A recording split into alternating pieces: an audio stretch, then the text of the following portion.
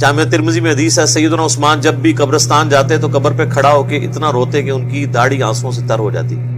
تو صاحب کہتے ہیں حضرت آپ تو بخشے بخشائے ہیں. تو وہ کہتے ہیں میں نے رسول اللہ سے سنا تھا کہ آخرت کی منزلوں میں پہلی منزل قبر ہے.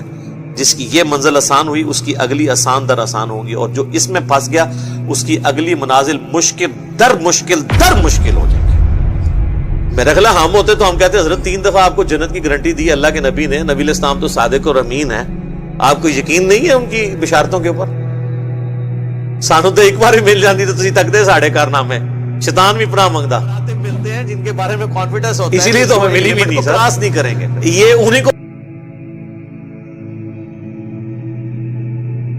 صحیح مسلم میں حدیث ہے آپ نے اسلام فرمایا میں نے ارادہ کیا کہ میں اللہ سے دعا کروں کہ تمہیں عذاب قبر سنوا دے.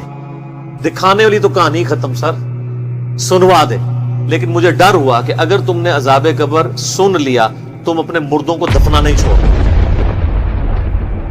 ایسی خشیت تم پہ طاری ہوئی. لیکن یہ اللہ تعالیٰ نے سب کچھ پردے میں رکھا ہوا ہے سر. صحیح بخاری میں حدیث ہے کہ میت جو ہے وہ چارپائی پہ کلام کرتی ہے.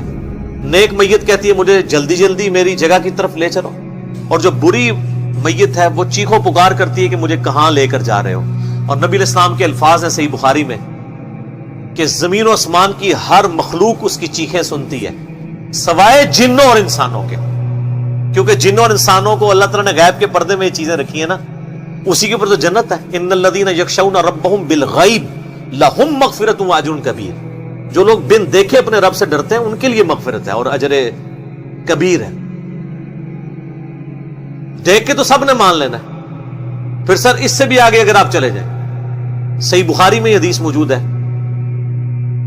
کہ جب میت کو سوالات کے جوابات نہیں آتے نا تو فرشتے اس سے پوچھتے ہیں کہ تجھے سوالات کے جوابات جو نہیں آئے یہ کیا معاملہ تیرے ساتھ ہوا؟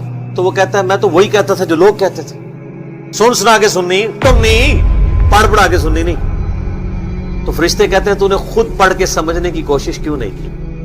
پھر فرشتے اسے ایک گرز مارتے ہیں جس سے وہ زمین کے اوپر بالکل جس کو کہتے ہیں نا پیرلر ہو جاتا ہے، زمین کے خاک بن جاتا ہے. اور اس کی جو گرز کی اگینسٹ اس کی چیخو پکار ہے اس کو جن و انس کے علاوہ تمام مخلوقات سنتی ہے. اگر یہ سن لیں تو ظاہر ہے یہ تو پھر انسان کے بچے نہ بن جائیں. یہ اللہ نے پردہ رکھا ہے، ورنہ تو آپ بڑے بڑے بزرگوں کو دفنا کے نکل رہے ہو نا، ان کے پردے جو ہے نا وہ جنازہ یعنی اس قبرستان کے گیٹ تک پہنچتے ہوئے ساری بزرگی کھل گئی ہو، دال کی بات پیچھے سے آ جائے. لوگ ایسے بزرگی کا دعویٰ بھی پھر چھوڑ دیں گے، وہ ڈرتے رہیں گے نا. تو یہ اللہ نے پردے رکھے ہوئے. اس لیے میں کہتا ہوں کہ سب سے خطرناک بازی جو ہے نا وہ یہ زندگی کی بازی ہے. اصل میں کامیاب وہ ہے جو زندگی کی بازی جیت جائے. دنیا میں کوئی شخص بڑے سے بڑے عہدے پر بھی فائز ہو جائے، مرنے کے بعد اسے وہی 2 گز کی زمین ہی ملنی ہے. آپ جتنا مرضی مہنگا کفن کسی کو پہنا لیں، کتنی خوبصورت اس کی قبر بنا دیں، قبر کے اندر کے حالات آپ چینج نہیں کر سکتے. اور دوسری طرف جس نے اللہ کی تابعداری میں زندگی گزاری ہے اس کو چاہے قبر بھی نہ ملے، وہ فٹ پاتھ پہ ایک لاوارث لاش کی حیثیت سے مر جائے یا کسی ایئر کریش میں اس کی خاک بکھر جائے.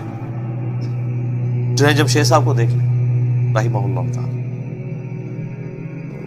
باقی تو یہ جو تابوت آپ کو نظر آ رہا ہوتا ہے یہ تو ہمیں ٹوٹلی پورا کیا ہوتا تو اس کے اندر کچھ بھی نہیں ہے. لیکن مرنے کے بعد اللہ تعالیٰ نیا جسم، نیا کفن، جنتی سب کچھ دے دیتا ہے، تو فرق ہی نہیں پڑتا.